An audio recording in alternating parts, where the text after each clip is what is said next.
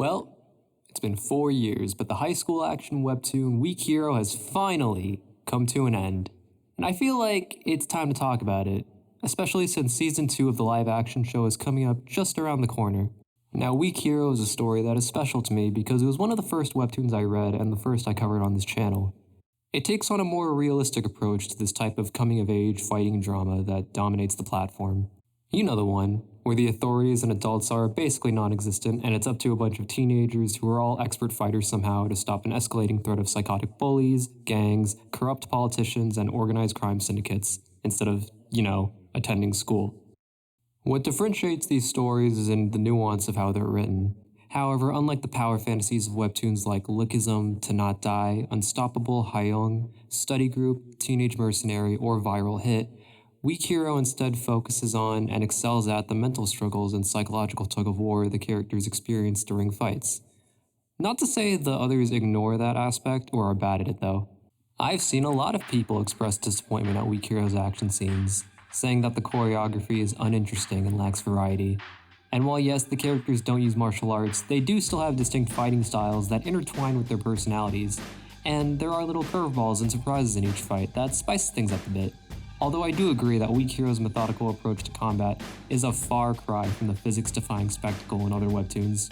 Like I said though, Weak Hero's strength is delving into the psychology of these characters, so the fights become more like watching a National Geographic documentary where two animals are ripping each other apart, or in Gray's case, a predator hunting its prey. It helps that these are such well-written and fleshed out characters that it makes each fight awesome and satisfying. The realistic action, characters, and story just makes the series so gosh darn charming. It does use some tropes that I'm not personally fond of. For example, I hate it when the main antagonist reveals a super tragic past that's supposed to make them more sympathetic right before they're about to be defeated or killed, because it usually just feels really disconnected and intrusive to the plot, and dumping a bunch of information all at once is a cheap way to create character depth. So when Donald was having his backstory revealed, I wasn't a huge fan at first, but I warmed up to it a bit since it was foreshadowed a little before this point, and it did highlight the type of connection he had with Gray, which was a massive hole that needed to be filled. I also found Donald's character to be ultimately very engaging, and a good example of a villain who's basically just the hero but evil. His journey mirrors Gray's in a lot of ways. They both were extremely intelligent individuals who lost someone important to them and are now trying to survive in a harsh world out of spite for what they've lost. And it is tragic that if circumstances had been different, they could have been friends. But it isn't a complete one-to-one journey, and there were a lot of things that influenced them that were both in and out of their control. Donald definitely got the short end of the stick with his broken family and never meeting a single genuine person in his life, except Kingsley. Maybe Jake. Whereas Gray at least seems to have a stable family and good friends like Eugene and Ben, and because Donald's situation was so much worse, he created the Union to survive. He was poor and needed a way to make money, even if it was dirty and corrupt. He was surrounded by terrible people, so he made allies through fear and intimidation. And he had gained so many enemies through his actions, like Manuel and Cheongdong, that he expanded his criminal empire to protect himself. This doesn't excuse his actions in any way, but it does make him more complex. If Donald had used his intelligence and strength to build something good instead of the Union, he probably would have had a happier life. It's just that he was consumed by rage and hate. The one thing that Donald did that can't be excused or explained was putting the hit out on Eugene. I'm gonna be honest, I still don't exactly understand what the Union does, or how Eugene winning a science competition really affects them, but it was clear that his actions were completely accidental and didn't directly expose their criminal activity. So targeting Eugene was totally unnecessary. Honestly, Donald getting hit by a truck was probably the best ending he could have gotten. I mean, he either loses to Yeonjung and then is left vulnerable, or he never stops expanding the Union, forever perpetuating an image of himself that he despises. But with a death like this, the choice is taken out of his hands and his legacy and reputation is secured. It's all just so tragic. Gray probably would have turned out exactly like Donald if it weren't for a few key differences. One is that Gray was surrounded by good people that cared about him and inspired him to be better, like his relationship with Steven, which I found to be like an inverse of the relationship Donald and Kingsley shared. Steven reached out to Gray first, who felt an emptiness in his soul and taught him how to have fun and see the value in things that most others would find mundane. Meanwhile, Donald was the one to reach out to Kingsley first, who also wasn't satisfied with the way his life was going and brought him into the criminal life. Donald's people also have no loyalty, like legit more than half of the important members of the Union try to betray this man. Whereas Gray's people were actual friends that supported him during his times of need and held him back from giving into his bloodlust and addiction of fighting. Where Donald and Gray differ, though, which reflects the central theme of Weak Hero's story, is in their ability to change. Change is the most important aspect that is present everywhere in Weak Hero, in the characters, their journeys, and even in the fighting. Gray's whole life philosophy is about adapting in response to his obstacles no matter what that may require of him, whereas Donald was always proactive in expanding the Union and preventing threats, which usually came back to bite him. Ironically, in the end, Gray decided to change in a way that resembled and was inspired by Donald, by reaching out to his friend Steven first. But okay, that's all interesting enough, but how does it enhance the rest of the story? Well, like I said in the beginning about how fights in Weak Hero are more about the mentality, so is the character's progression. Take Lickism, for example. That was also a story focused on change, but it mostly dealt with the physical aspects that people don't like about themselves, while in Weak Hero, the characters grow by getting rid of specific behaviors and thought patterns that stagnate them. Like Ben, who relied on pure strength, developed self-doubt when that failed him, so he learned how to attack consecutively and plan while in battle. Or Alex, who learned how to be efficient and patient instead of just wasting all of his energy right at the start. Gerard got over his restrictive fighting style once he got over his grief with his old band. Teddy gained respect and success once he valued friendship over material things. Rowan learned how to persevere and adapt without having to rely on deception or other people.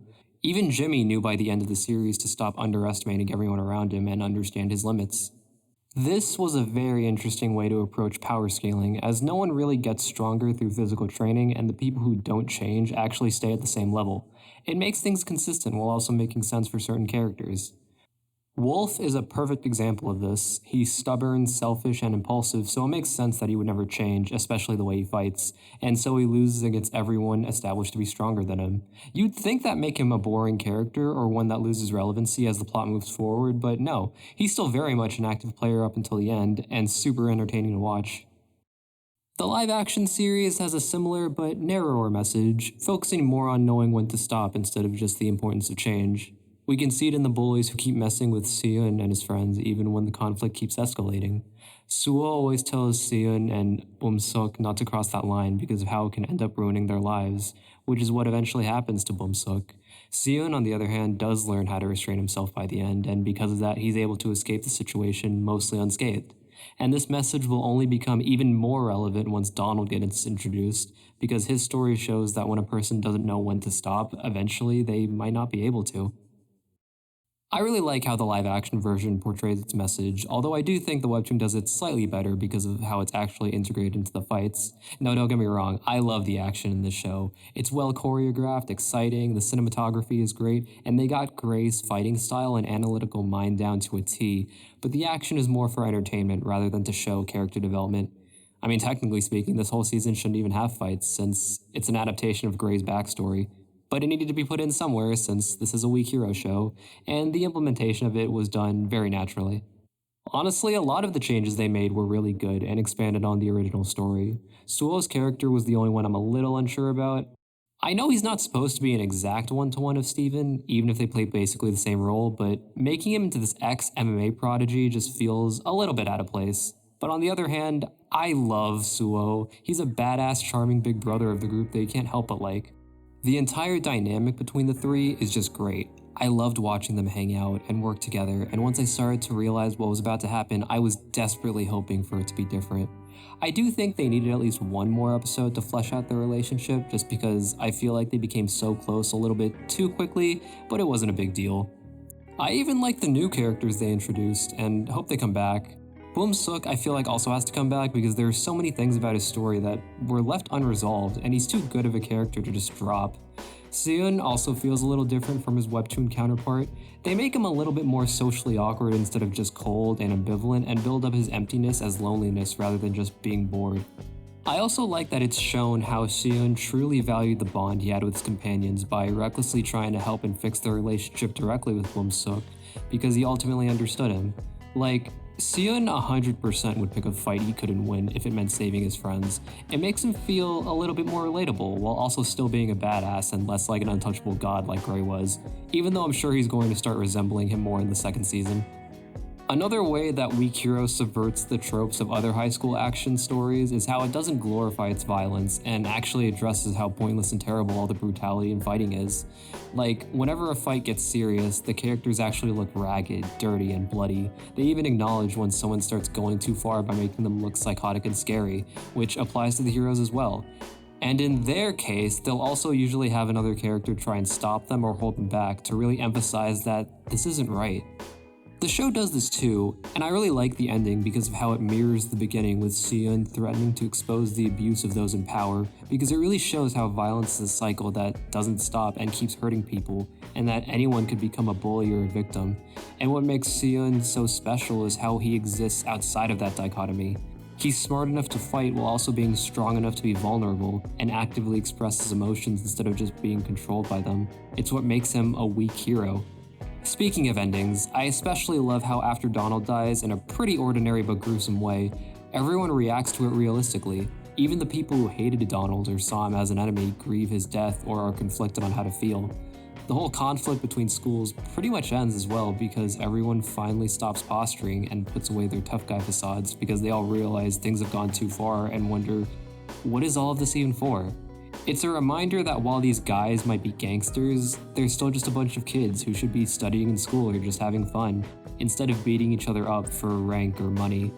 The story also shows how beneficial and important change can be through the culture of Yunjong High. It started out just chaotic and ruthless as all the other schools, but once the power structure is overthrown and good people gain the highest social standing, it influences everyone else to chill out and work together, and it just becomes a nicer place all around.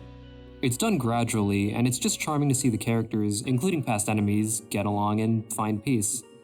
The ending and message itself is kind of foretold in the previous arc actually, although on a smaller scale.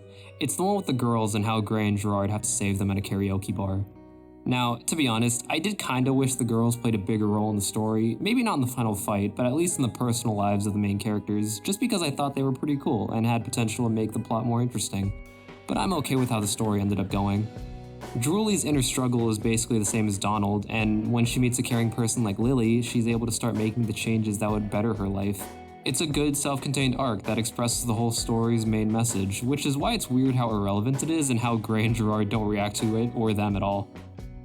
Overall though, Weak Hero is just a good, dynamic story with great characters and entertaining moments. There were certain things I wished happened. Alex finally getting a win, seriously, how was he considered one of the 4 legends of Yunjong?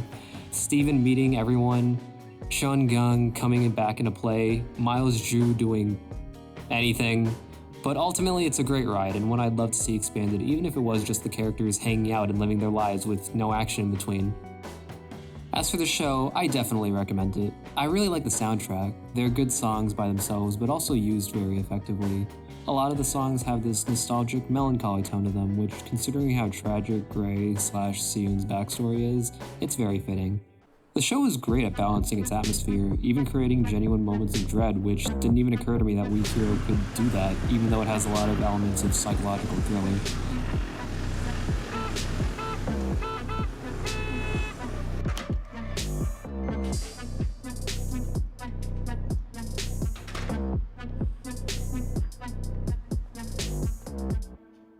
They even introduced these new types of characters named parents and teachers who seem to exist to guide these children, which is so weird, but I think they're good and it's a pretty interesting idea, honestly. And I'd love to see that expanded on too.